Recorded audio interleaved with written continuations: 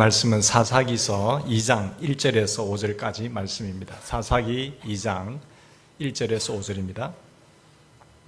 여호와의 사자가 길갈에서부터 복임으로 올라와 말하되 내가 너희를 애굽에서 올라오게 하여 내가 너희의 조상들에게 맹세한 땅으로 들어가게 하였으며 또 내가 이르기를 내가 너희와 함께 한 언약을 영원히 어기지 아니하리니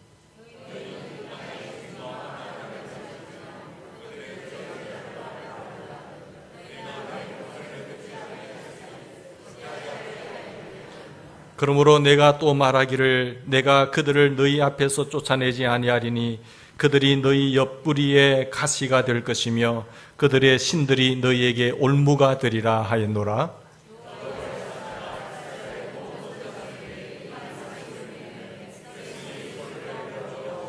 같이 묵묵합시다. 그러므로 그곳 이름 복임이라 하고 그들이 거기서 여호와께 제사를 드렸더라. 아멘. 여러분 혹시 이런 투정을 해보신 적은 없으셨습니까? 자식 참 잘 키워놨는데 어떻게 키운 자식인데 내가 먹을 거 먹지 않고 쓸 거 쓰지 않고 줄여가면서 땀 흘려 이렇게 뼈 빠지게 키운 자식인데 지 새끼밖에 모르고 부모는 안중이 없고 투덜대면서 이렇게 할 데가 없으세요? 연세 드신 분들, 웃으신 분들 그렇게 공감하실 줄 믿습니다. 자식들 잘 먹고 잘 살게 하기 위해서 공부시켜놓고 잘 살고 있으면서 자식들은 부모의 심정들을 모릅니다. 은혜도 모르고 위로할 줄도 모르고 찾아뵐 줄도 모르고 감히 용돈이나 돈을 좀 주면 오고 이제 부모에게서 얻어낼 것 없으면 가지도 않고 찾아뵙지도 않고 그런 자식들을 보면서 부모님들이 하시는 그런 소리죠. 정말로 부모님의 은혜를 갚지 못합니다. 뿐만 아니라 부모님께 도움을 주지도 않고 피눈물 나게 하고 부모의 재산이나 탐내서 심지어 그것 때문에 형제들까지 의절하고 싸우기도 하고 결국 돈 좀 더 가지려고 그런 모습들을 우리가 보게 됩니다. 그게 성공일까요? 하나님 없는 어떤 세속적인 성공이 가져다주는 그런 가시죠. 옆구리에 가시가 되어서 그것이 계속 찌릅니다. 자식 때문에 피눈물 흘리죠. 성공의 사다리에 거의 꼭대기에 올라갔지만 그 성공의 사다리 꼭대기에서 성공이 오히려 옆구리에 가시가 된 경우들이 얼마나 많습니까? 내가 이것만 추구하고 이것만 가지면 다 될 줄 알았는데 그게 아니에요. 도리어 그것이 나의 올무가 되고 가시가 됩니다. 가시가 옆구리에 박히면 얼마나 아픈지요. 손에만 박혀도 힘든데 가시가 쿡쿡 찌른다고 한다면 얼마나 힘들겠습니까? 내 장래에 그것이 올무가 되어서 한 발자국도 더 전진하지 못하고 힘들어하는 그런 광경이 없습니까? 세속적 성공이 오히려 우리의 가시가 되고 미래의 올무가 됩니다. 왜 그럴까요? 어떻게 해서 우리에게 이 가시가 아니고 잘 생활해서 하나님과의 관계성 속에서 바로 되면 그 가시가 쿠션이 되죠. 하나님 없는 성공, 하나님 빠진 성공은 하나님 분명히 말씀하시기를 그것이 너희의 가시가 될 것이요 너희의 올무가 되리라고 말씀하셨습니다. 우리 인생에 있어서 이 세속적 성공 속에서 가시의 아픔과 올무가 우리를 가리지 않게 하기 위해서 어떻게 되는가 하면 첫 번째로 오늘 우리에게 주신 말씀 언약의 은혜를 기억하셔야 돼요.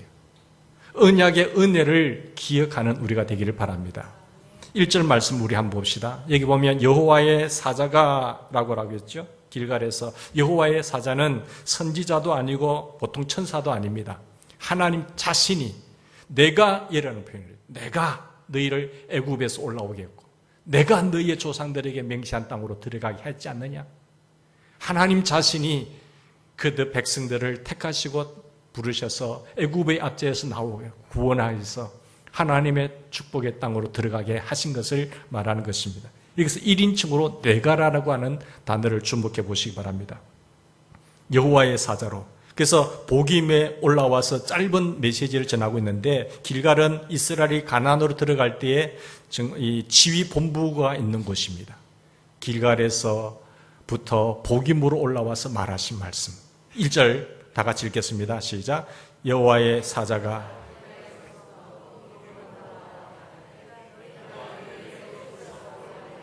내가 너희의 조상들에게 맹세한 땅으로 들어가게 하였도다. 네.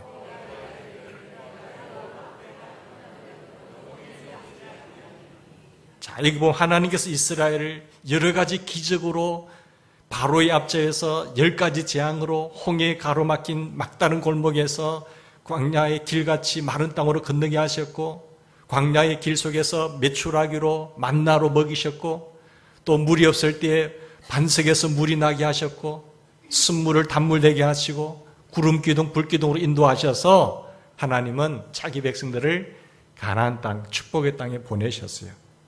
오늘 우리는 어떻습니까? 예수님께서 내가 잘난 것도 아니고, 내가 남들보다 더 도덕적으로 깨끗한 것도 아니고, 좋은 가문에 태어난 것도 아니고, 그렇게 하나님 보시기에 자격도 되지 않지만 부족한 저를 택하셔서 하나님의 자녀 삼으시고, 우리의 죄 때문에 고민당하는 모든 것을 그 독생자 예수 그리스도를 십자가에 피 흘리게 함으로 말미암아 나의 모든 죄를 다 청산해 주시고 용서해 주시고 하늘의 소망 하나님의 자녀 되게 하셨고 천국 백성 되게 하신 은혜를 생각할 때 감사하지 않습니까?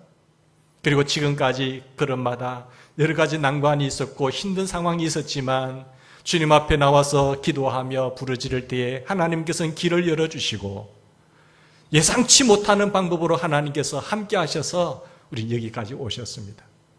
이 하나님의 은혜거든요. 하나님은 과거에 우리를 인도하셨습니다. 과거에만 인도하셨을 뿐만 아니라 현재에도 우리와 함께 계시고 이 자리에 오셔서 우리의 예배를 받으시고 지금도 삶의 여러 가지 상황 속에 함께 개입하시고 미래의 장래 일까지도 버리지 아니하시고 어제나 오늘이나 영원토록 동일하신 하나님이십니다. 우리를 위해서 얼마나 좋은 것을 준비하고 예비하시고 내가 처소를 예비하면 다시 와서 너희가 나 있는 곳에 함께 있게 하리라고 말씀하셨습니다. 하나님은 반드시 언약을 영원히 어기지 않으신 분이세요.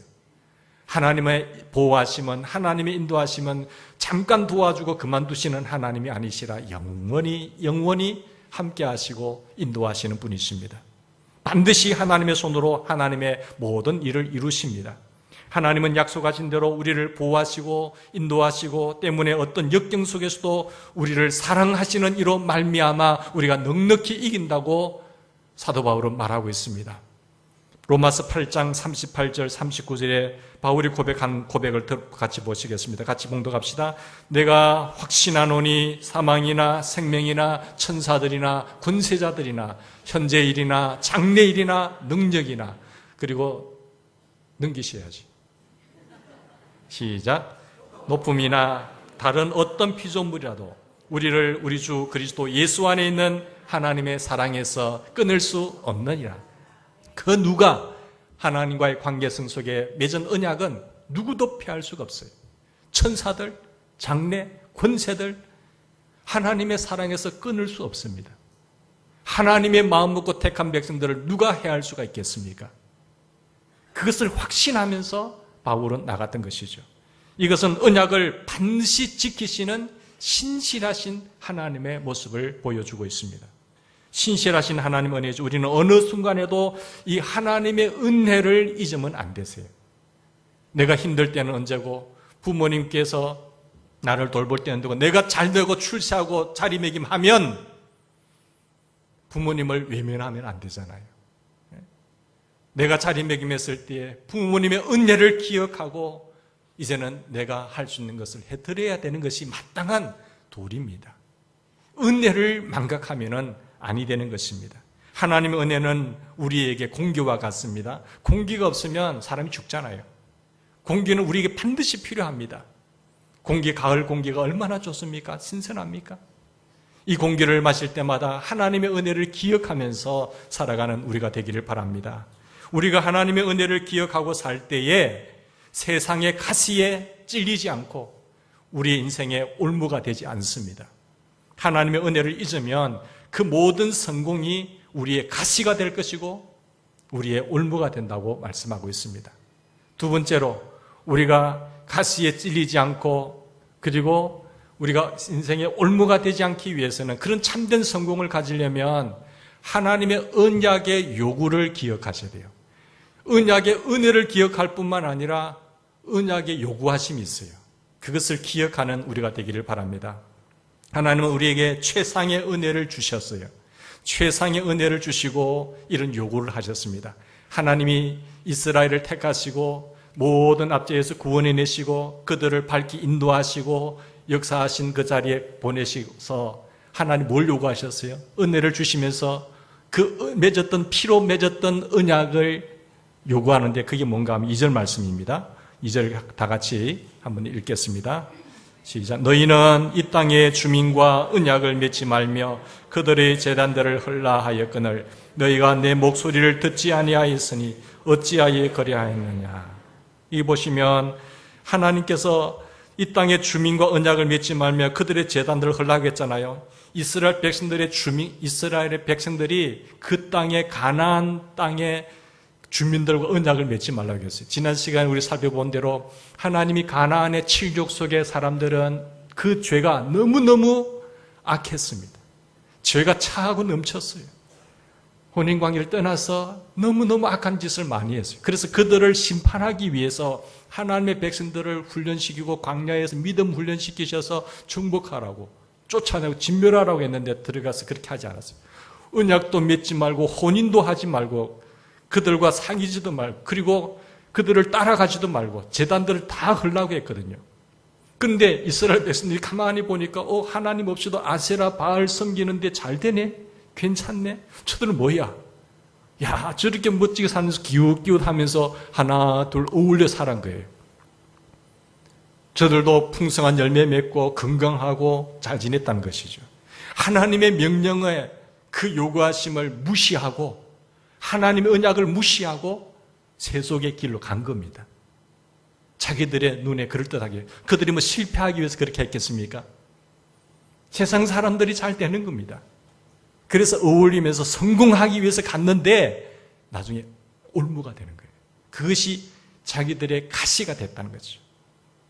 더러운 생활에 오염되지 않고 변화되기를 꿈꿨는데 하나님의 백성들이 도리어 그들과 어울리면서 오염되고 세속화되고 타락하고 결국 하나님의 진노하심의 징계에 들어 올려지게 된 겁니다. 이스라엘 백성들은 하나님의 언약의 요구를 무시했습니다.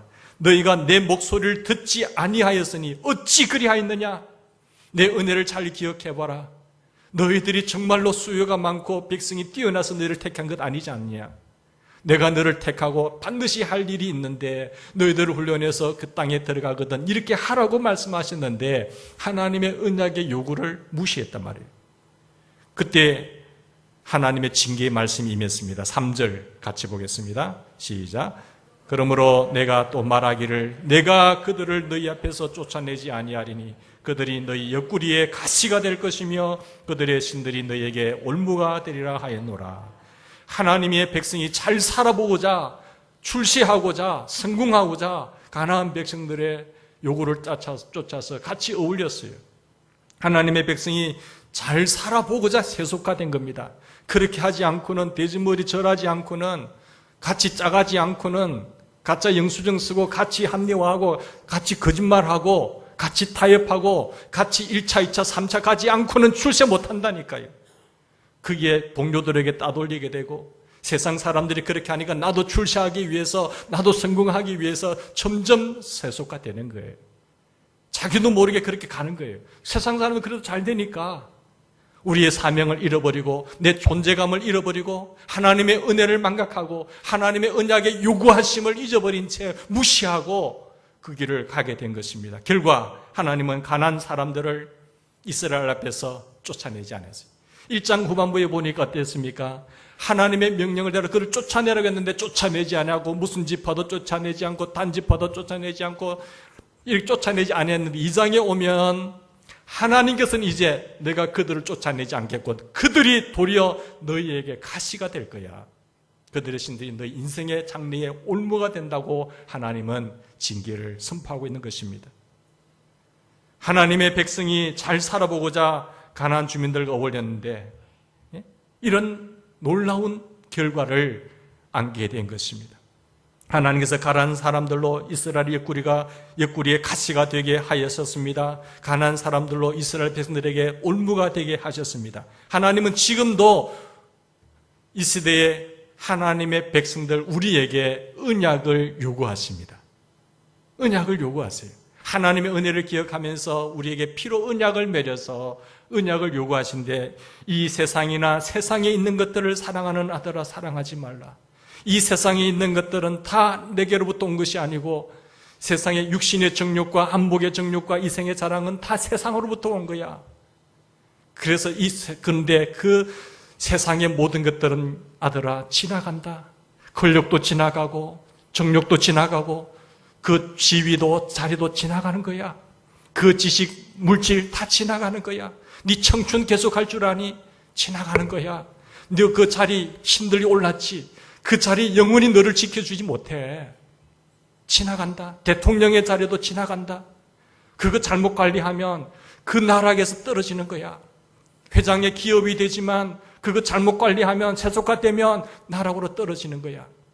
너가 그것은 영원한 줄 생각하지 말고 영원한 것이 있다. 그것은 뭔지 아니? 하나님의 뜻을 행하는 그만 영원한 것입니다. 이 세상이 영원한 것은 하나님만 영원하고요. 하나님의 말씀만 영원하고요. 하나님의 뜻을 행한 그 사람만 영원한 것입니다. 다른 것은 다 지나갑니다. 그 사실을 아는 지혜가 있기를 바랍니다. 알지만 그 지식, 그 진리를 내 신비에 새기고 순간마다 시간마다 기억을 하셔야 돼요. 감정이 오를 때는 그렇게 하다가 의지적인 결단과 진리를 무시한 채 살아가게 되면 우리는 실패 인생을 걷는 것입니다. 우리는 세상 사람들을 사랑해야 하지만 세상에 가지고 있는 가치관들, 하나님을 떠나버린 그런 세상의 가치관을 사랑하면 안 됩니다. 육신의 정욕과 안목의 정욕과 이 세상의 자랑을 사랑하면 안 됩니다. 육신의 정욕과 안목의 정욕과 이 생의 자랑은 두 마디로 말하면, 두 단어로 말하러 간다면 뭘까요? 욕심과 자랑이에요. 욕심과 자랑. 이 세상에 모든 더 많이 배워서 더 많이 공부해서 지식을 샀습니다. 더 많이 돈을 벌려고 합니다. 지식의 욕심도 있고 물질의 욕심도 있고 지위와 권력의 욕심도 있는 거예요.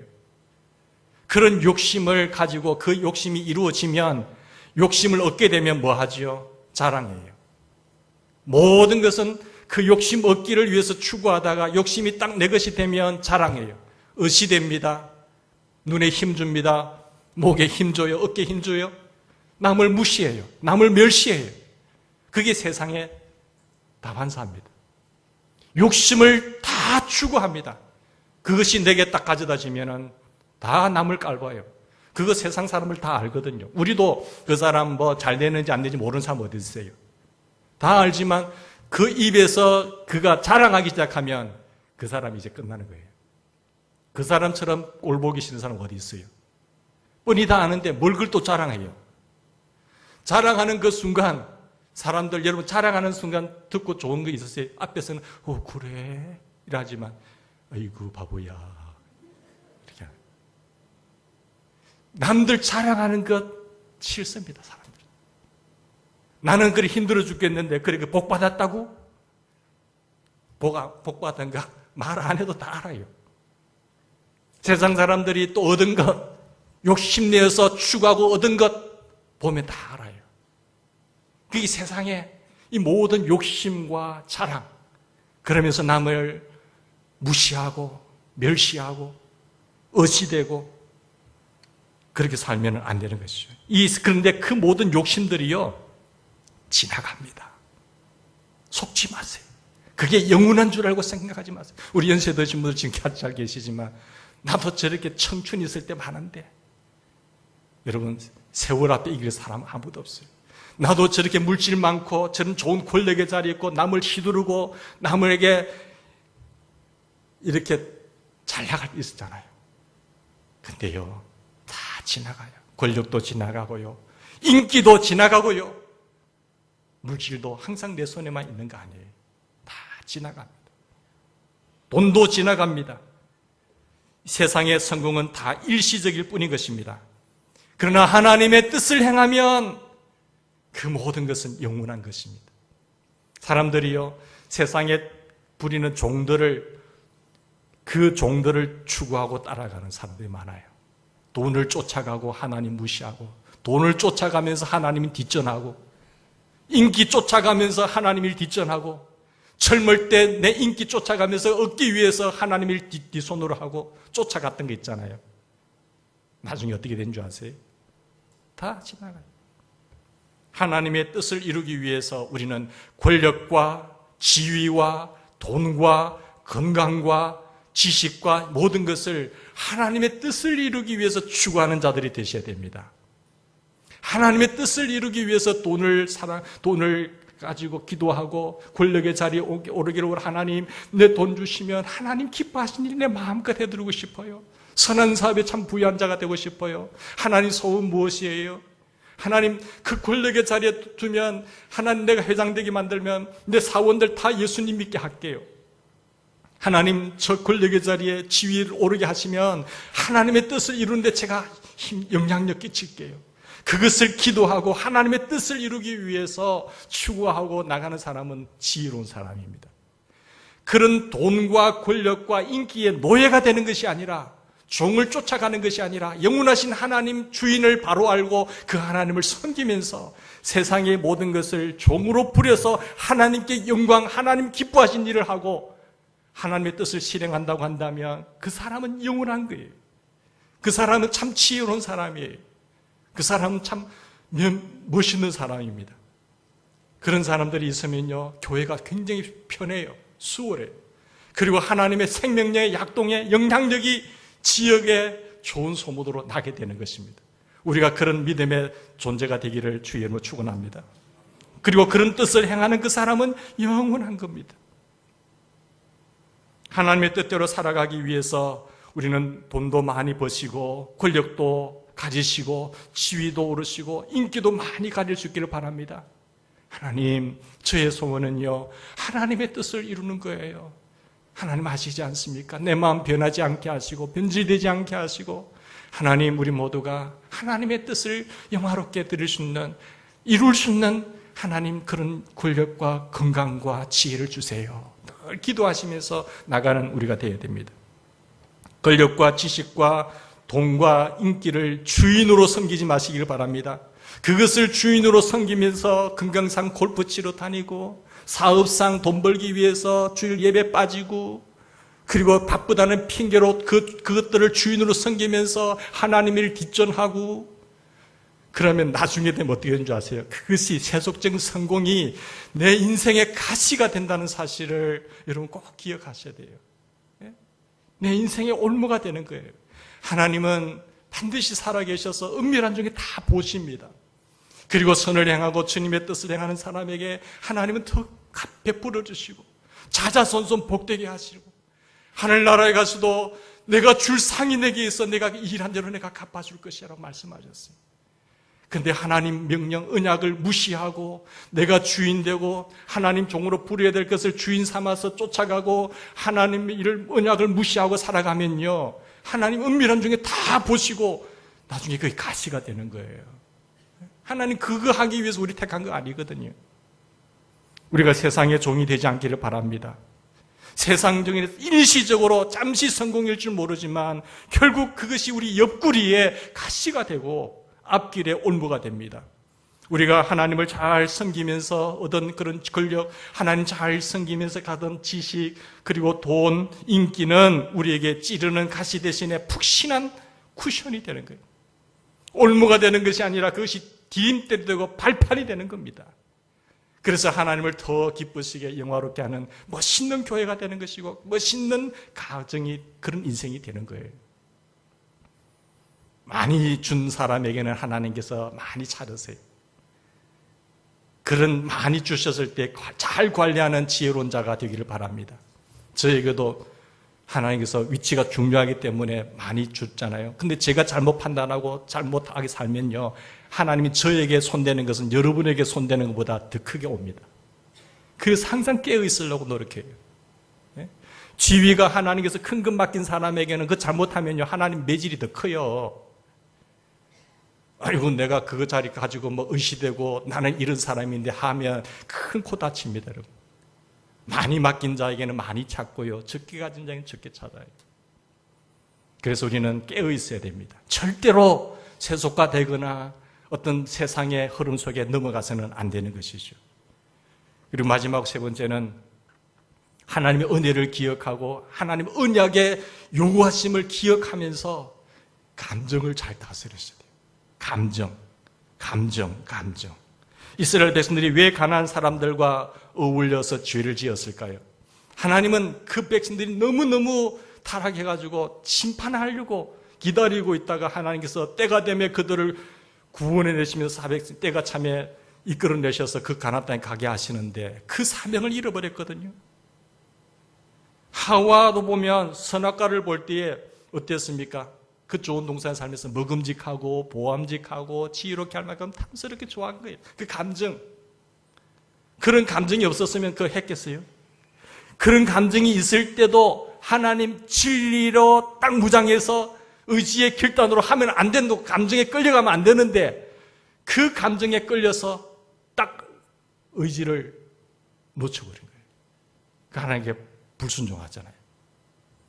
이스라엘 백성들이 가나안 사람들을 보면서 와, 멋지네, 바알과 아세라 상 섬기면서 자식들 잘 낳고 새끼도 많이 다산하고 좋네, 출세하네, 잘 되네, 야, 저들 건강하고 멋있네 라고 했을 것 아닙니까? 신나게 춤추고 제사 지낼 때 욕심도 지내다가 섹스하고 막, 야, 이런 일이 어디 있어? 살면 이렇게 살아야지. 그렇게 했지 않겠어요? 이스라엘 백성들이 가나안 사람들을 부러워한 겁니다. 야, 저렇게 사는 것이 맞구나. 부러워하면서 같이 어울린 것이죠. 이스라엘 사람들이 부러워하면서 가나안 사람들을 살고 싶은 그런 유혹을 받은 거예요. 그런 감정의 충동을 받은 겁니다. 그렇지 않았다고 한다면 그렇게 하겠어요? 감정의 충동을 받은 거죠. 이스라엘 백성들이 4절 말씀 보시겠습니다. 4절에 보면 여호와의 사자의 이 짧은 경고의 말씀을 듣고 울다가, 그래서 울잖아요. 그리고 하나님의 메시지의 설교를 듣고 예배를 드립니다. 그들이 거기서 여호와께 제사를 드렸더라, 이름하여 복임이라고 제사를 드렸다. 얼른 보면 이들이 회개하고 예배를 드린 것 같지요. 그런데 실상은 그것이 아니었어요. 울면서 예배도 드리고 했지만 교회 문을 나서는 즉시 그들은 세상과 어울렸습니다. 세상과 짝이었습니다. 여기 보시면은 사실 그들은 울기만 했지 악한 생활을 청산하지 않았어요. 여기 일주일에 한 번 나와서 예배는 드렸지, 그러면서 또 울기도 울었겠지요. 나가면 그 하나님 싫어하는 일들을, 죄악된 생활을 청산하지 않고 그들은 나간 거예요. 하나님이 기뻐하시는 영적인 예배는 우리가 여기서도 예배 드리지만은 이 예배가 발전해서 교회 문 밖을 나가는 순간 삶의 장소에서 내 몸을 하나님이 기뻐하시는 거룩한 산 제물로 드리는 겁니다. 그게 살아있는 예배예요. 영적인 예배예요. 그것 없이 형식적으로 우는 척하고 여기서 감동받아가지고 은혜 받았다 하고 여기서 눈물 좀 흘렸다고 해서 내가 새롭게 됐다고 착각하시면 안 됩니다. 그 감정에 속지 않기를 바랍니다. 감정을 따라가는 사람은요, 절대로 못 믿을 사람입니다. 어제 눈물 흘리고 지난주에 눈물 흘리고 한 달 전에 은혜 받았는데, 은혜 받았다는데 그러면 오늘 한 달 후에 변해야 되잖아요. 변한 게 하나도 없어요. 10년 전에는 그토록 울고 통에 자복하고 야단법석이었는데 진리가 없고 의지의 결단이 없으니까 여전히 세상 속에서 세속적인 삶을 살아가고 있어요. 그게 회개인가요? 아니. 사랑하는 여러분, 이스라엘 백성들이 여기 보면요, 세상 사람들과 똑같이 살면서 악한 생활을 청산하지 않고 예배는 드렸지만 밖에 나가면 세상 사람인지 하나님의 사람인지 구분이 안 되는 거예요.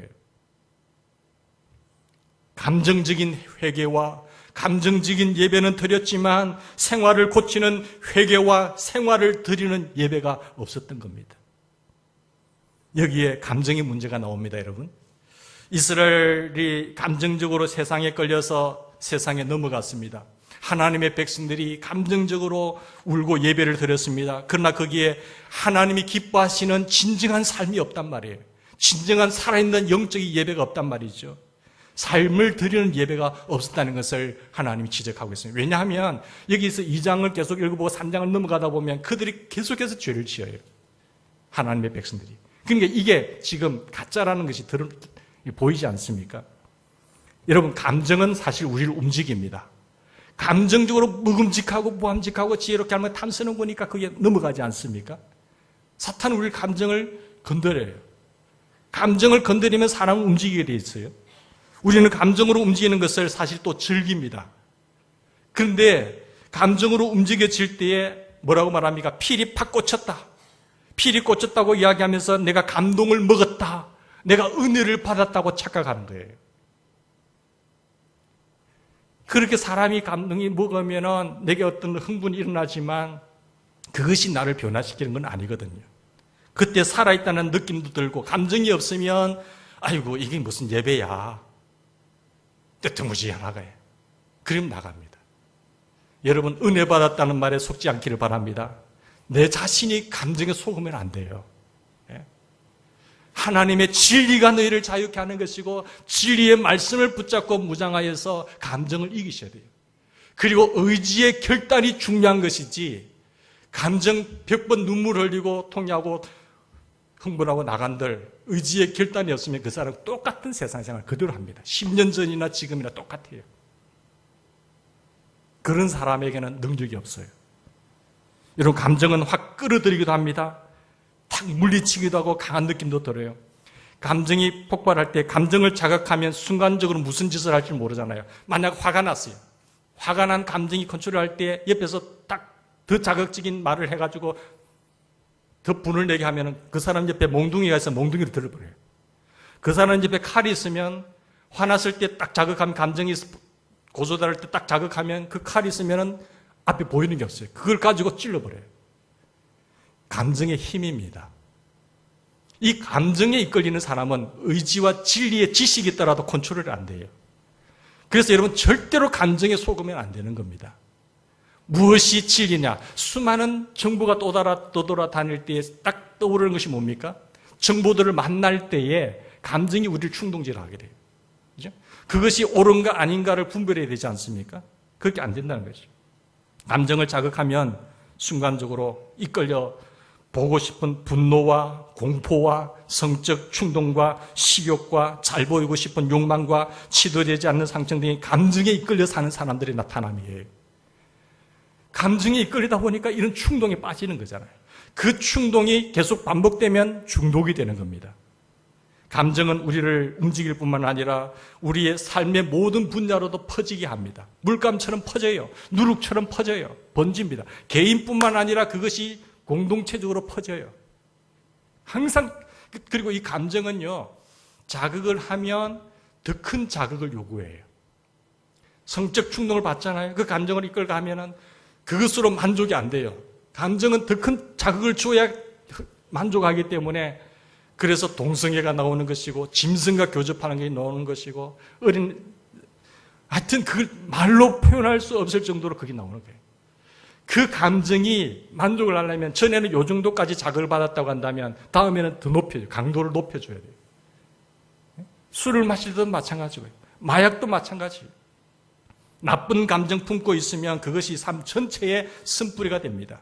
감정에 사로잡힌 사람, 여러분 말이 통합니까? 감정에 이끌려 사는 사람하고는 말이 안 통한다니까요. 기가 차는 거죠. 그래서 감정을 컨트롤할 줄 알아야 해요. 감정을 따라다니는 사람은 절대 못 믿습니다, 여러분. 그거 믿었다가는 크고 다쳐요. 항상 진리의 말씀에 이성에 깨어 있어야 되고 그것을 향할 수 있는 의지의 능력이 있어야 돼요. 감정에 이끌리는 사람을 버려두면 영혼의 연병에 걸립니다. 분노의 감옥에 갇혀 삽니다. 그 사람이 분노의 감옥에 갇혀가지고 충격받았던 것이 그게 언제 튀어나오죠? 순간순간 튀어나와요. 그걸 치료를 하셔야 되는 거예요. 감정의 만족은 다시 더 강한 만족감을 요구하고 끝이 없다는 것이죠. 그것을 뭐라고 하지요? 중독이라고 하는 겁니다. 중독. 처음에는 내가 그 감정을 즐기면서 시작했지만 나중에는 그 중독이 되어서 거기서 잘 못 빠져나와요. 빠져나오려면 힘들어져. 내 슬픈 감정을 계속 두게 되면 나중에 우울증에 빠져버리잖아요. 네? 여러분, 중독에 빠진 사람들을 끄집어내려면요, 엄청난 노력과 에너지가 낭비되는 거예요. 감정은 한 개인만 아니라 한 사회 집단을 사로잡습니다. 분위기 맞춘다고 감정을 일으키기 위해서 촛불을 딱 켜잖아요. 촛불을 보면 어두운 데서 다 흥분되잖아요. 뭔가를 할 때 촛불을 켜고 뭘 하면은 더 이제 어필이 가능하겠죠. 근데 그 한 사람이 든 촛불이 10명이 들면 분위기가 더 있어요. 그것도 하트 모양까지 또 만들어 보세요. 사람이 마음이 이상해져요.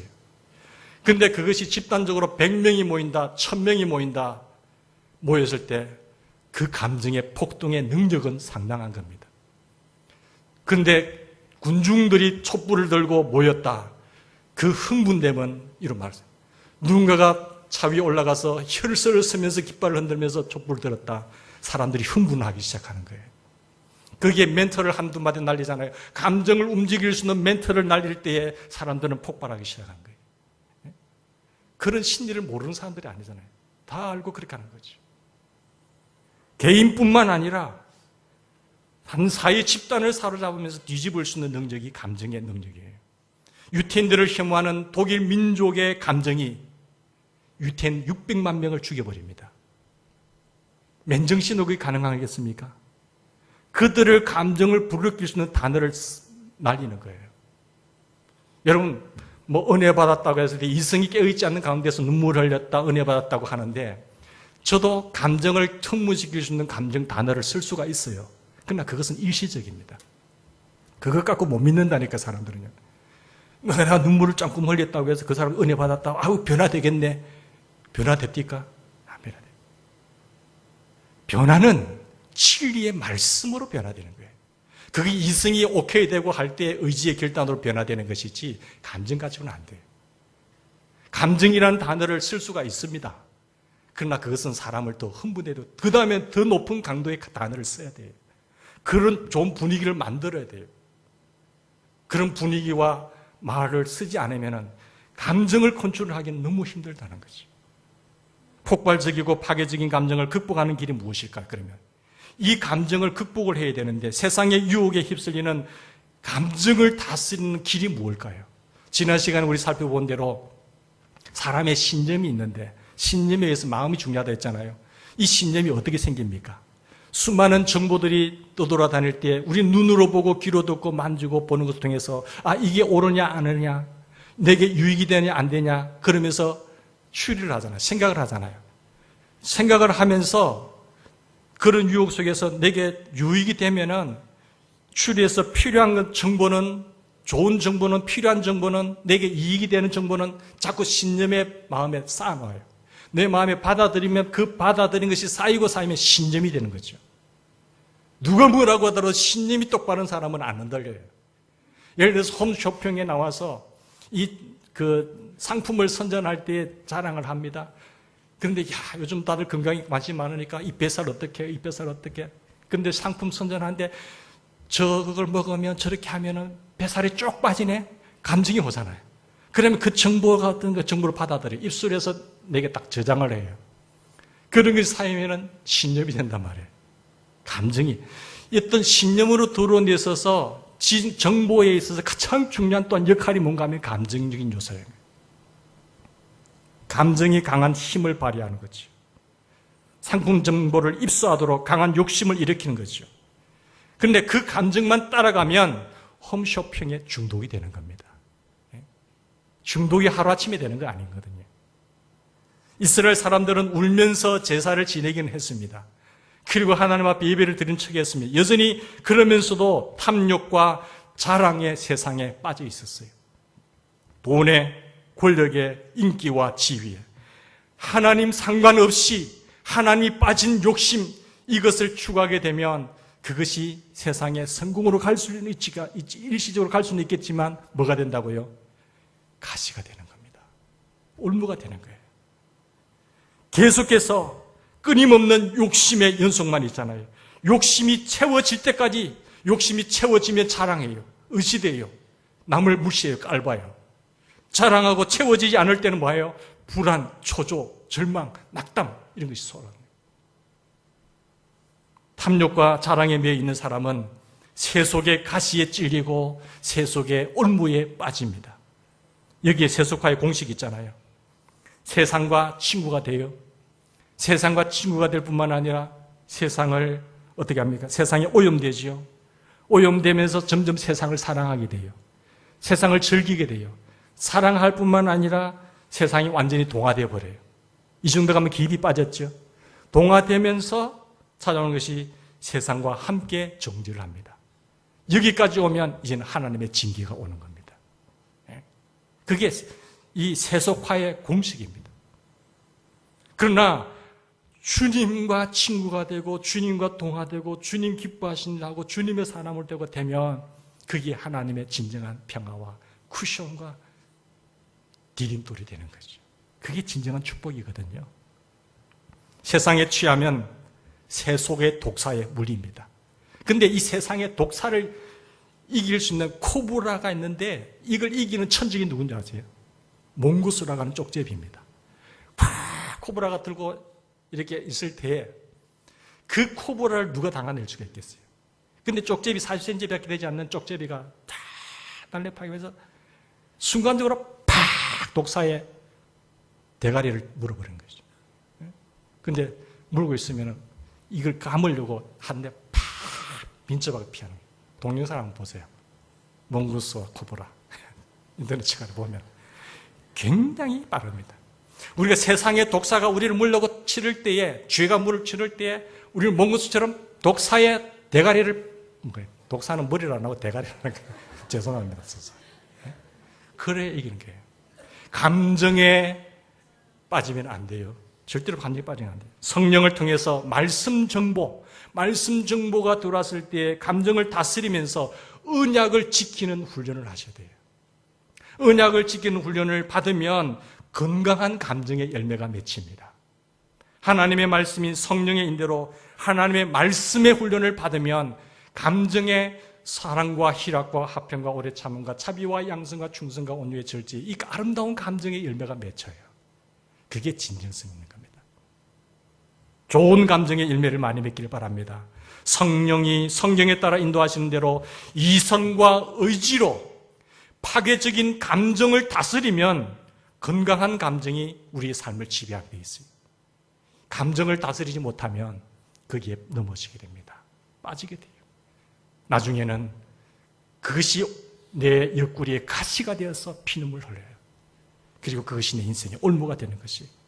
하나님의 말씀대로 성령의 훈련을 받은 사람은 욕심을 부리다가도요, 욕심대로 얻으면 어떻게 합니까? 자랑에 빠지지 않습니다. 하나님의 은혜입니다. 하나님의 축복입니다. 그러면서 마땅히 자기가 해야 될 일을, 주인을 섬기는 것이 아니라 주인이 하나님인 것을 알고 주를 위해서 삽니다. 물질을 주시면 하나님의 교회를 위해서 드려요.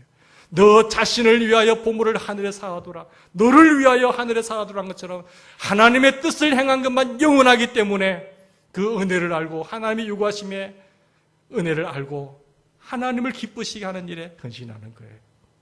그게 진짜예요. 이런 하나님의 백성 되셔서 우리에게 진정 하나님만 주인 삼고 하나님만 영원히 섬기는 하나님의 백성들 다 되시기를 주의 이름으로 축원합니다. 세상으로 절대 만족하지 않고 주님만으로 만족하면서 세상으로 기뻐하지 않고 주님으로 기뻐하는 인생, 그런 그가 정말 지혜로운 사람이고 마땅히 하나님께서 영광 받으실 사람인 줄 믿습니다. 이런 은혜의 자리에 우리가 계속 머물면서 하나님을 기쁘시게 하는 주의 교회 되기를 간절히 바랍니다. 우리 같이 기도하십시다.